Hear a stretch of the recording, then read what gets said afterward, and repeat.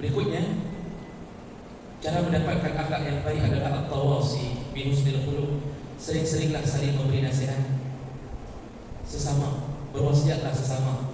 Maka teman yang baik itu adalah teman yang mau melakukan tawasaw bil haq.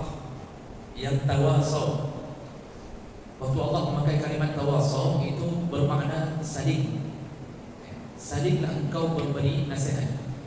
Bapak Ibu, kata Allah, kita tanpa kritik, kita tanpa nasihat, kita ini semakin jauh dari kebaikan.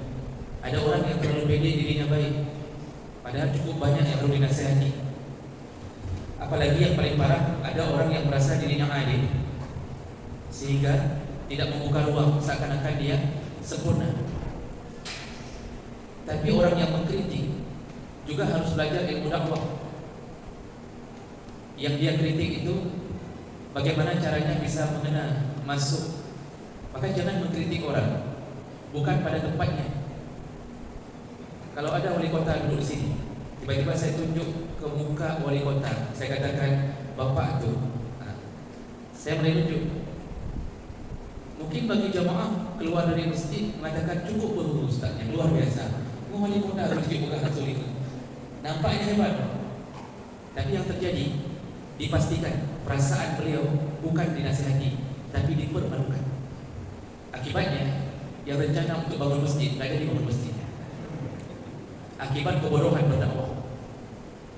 Maka dakwah itu bukan hanya mengandalkan ilmu, mengandalkan metodologi, harus tahu cara dakwah.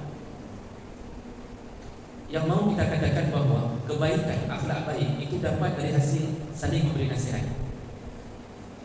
Sekarang para ustaz lebih sering berada di atas mimbar, apalagi yang jadwalnya penuh, jarang di bawah mimbar.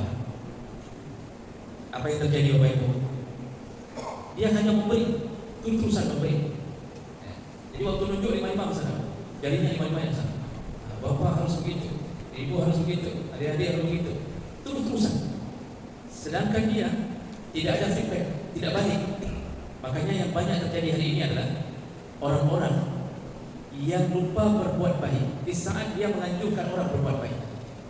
Ini akibat daripada tidak saling, hanya memberi.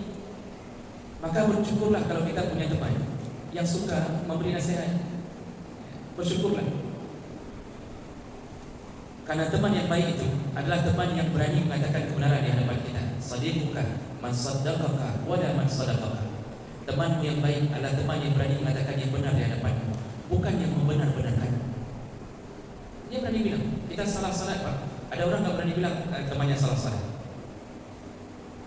Ada orang yang sedang salat, salatnya salah, dia tidak berani tegur setelah salat. Contoh, kalau kita sedang salat berdua, satu orang membaca Al-Fatihah dengan suara keras sehingga mengganggu temannya di samping. Perbuatan ini kalau tidak diingatkan, dia akan mengulangnya dan akan mengambil korban orang lain. Hari itu kita korbannya. Seharusnya setelah salat kita mendakwahkannya, kita mengatakan dengan cara yang baik.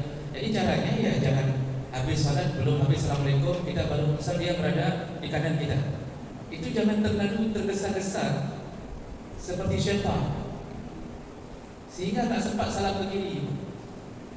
Saking terburu-buru ingin nasihat, Assalamualaikum warahmatullahi wabarakatuh, nyokar tiga kan, padahal ada satu salam lagi ke kiri.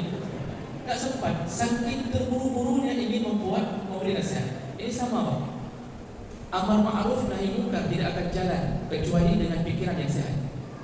Sabar dulu, biarkan dia berzikir dulu. Setelah selesai, kemudian salami, kemudian bicaralah dengan lembut. Kalau perlu duduk di luar, bawalah tripek ya, atau apa saja, barulah mengatakannya tadi. Mohon maaf tadi saya agak sedikit perlu mungkin diperbaiki. Al-Fatihah itu yang saya tahu itu nggak boleh kalau ganggu orang. Saya rasa kalau bahasa begitu itu orang Pak, walaupun mau marah mikir kalau marah. Tapi kalau model seperti tadi itu kan yang si gendut baca Al-Fatihah ini aku tampar. Belum habis kita tampalnya kita. Makanya teman yang baik saling memberi nasihat, itu muncul kebaikan. Kenapa orang yang baik bertambah-tambah baik? Karena orang yang baik biasanya menuju ke masjid, mendengarkan yang baik. Kenapa di luar sana tidak ada, Pak? Orang di sana tidak menyentuh masjid, tidak terdengar nasihat sedikit pun. Inilah, di saat seperti inilah kita perlu keluar dari sarang untuk mengajarkan orang-orang untuk berbuat baik.